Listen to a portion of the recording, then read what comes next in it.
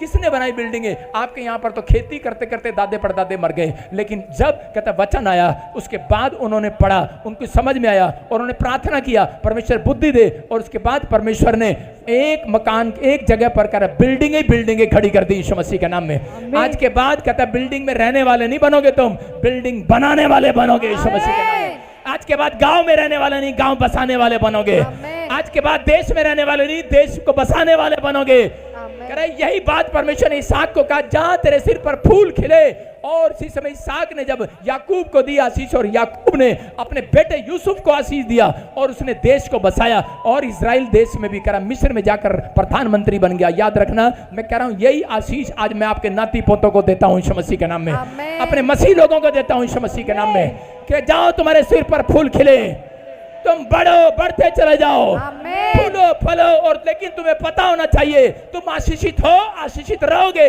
किसी के शराब देने से तुम नीचे नहीं आओगे, तुम डाउन नहीं आओगे। कह रहे कि तुम नीचे नहीं गिरा हो जाओगे, तुम बर्बाद नहीं होगे, तुम्हारा कुछ नहीं बिगड़ेगा। अगर तुम प्रार्थना करने वाले व्यक्ति हो, भरोसा करने वाले व्यक्ति हो, तो परमेश्वर तुम्हें अनादर के बदले दुगना सुख रात इस साल दे कर रहेगा, दे कर रहेगा, दे कर रहेगा।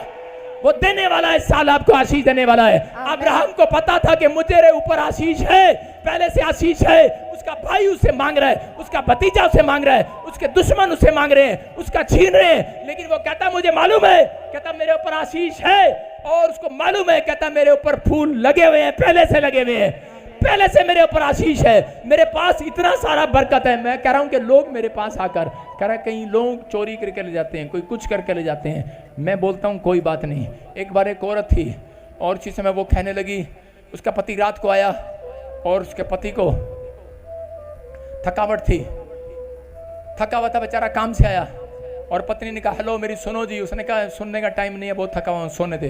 उसको गुस्सा आ गया, उसने कहा अपने आप को रोक नहीं पाई। आजकल औरतों को चांटे क्यों पड़ते हैं इसलिए बता रहा हूं। वो अपने आप को रोक नहीं पाई और गुस्से में आ गई। उसने कहा क्या करूं? कह रहे सोने दे मुझे। उसने कहा सोने दे? कहते ये बेड मेरे बाप ने दिया था, दहेज में ले दी, चल नीचे सो।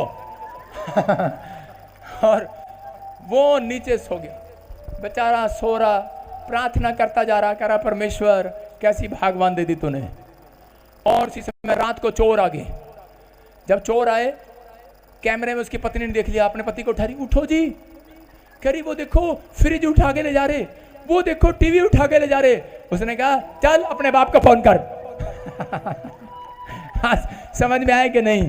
कह रहा आपके सिर पे फूल जब खिलेंगे, कह रहा कि जब आप अपने बड़ों का आदर करेंगे यीशु मसीह के नाम में। आप कह रहे परमेश्वर के वचन के अनुसार चलेंगे। अगर आप परमेश्वर के वचन के अनुसार नहीं चले तो चोर आएंगे, रात को सामान उठा के ले जाएंगे, फिर हम जैसे कहेंगे अपने बाप को फोन करो। आपकी समझ में आया कि नहीं? कहता है आपको पादरी दिया गया, आपका बाप दिया गया यहाँ पर। आप समझ रहे हैं कि नहीं? जब आप आदर करते हैं, जब आप आते हैं, वचन सुनते हैं स्पिरिचुअल फादर से, कहता है आप कह रहे हैं नाम धराई के बदले दुगनी आशीष पाएंगे यीशु मसीह के नाम में। आप दुगनी आशीष पाएंगे। चर्च आपको विश्वास करना है, कहता है परमेश्वर आज रात आपकी जिंदगियों में कुछ नहीं बहुत कुछ करना चाहता है। लेकिन आदमी लोग बेचारे बड़े शरीफ होते हैं। पहला पतरस 3:7 में लिखा, कह रहा है कि वो गुस्से में था, उसने कहा मैं अपनी पत्नी से बात नहीं करूंगा। और उसके बाद कहता है जब सुबह उठा तो उसको वचन मिला। क्या वचन मिला? कहता है कहीं अपनी पत्नी से मेल कर ले, कहीं तेरी प्रार्थना रुक ना जाए। उसने बेचारे ने पढ़ा, बाइबल खोली, उसने कहा ये क्या? कहता है परमेश्वर तू नाराज भी नहीं होने दे रहा। उसने पढ़ा, उसमें लिखा, क्या लिखा? वैसे ही हे पतियों तुम भी बुद्धिमानी से पत्नियों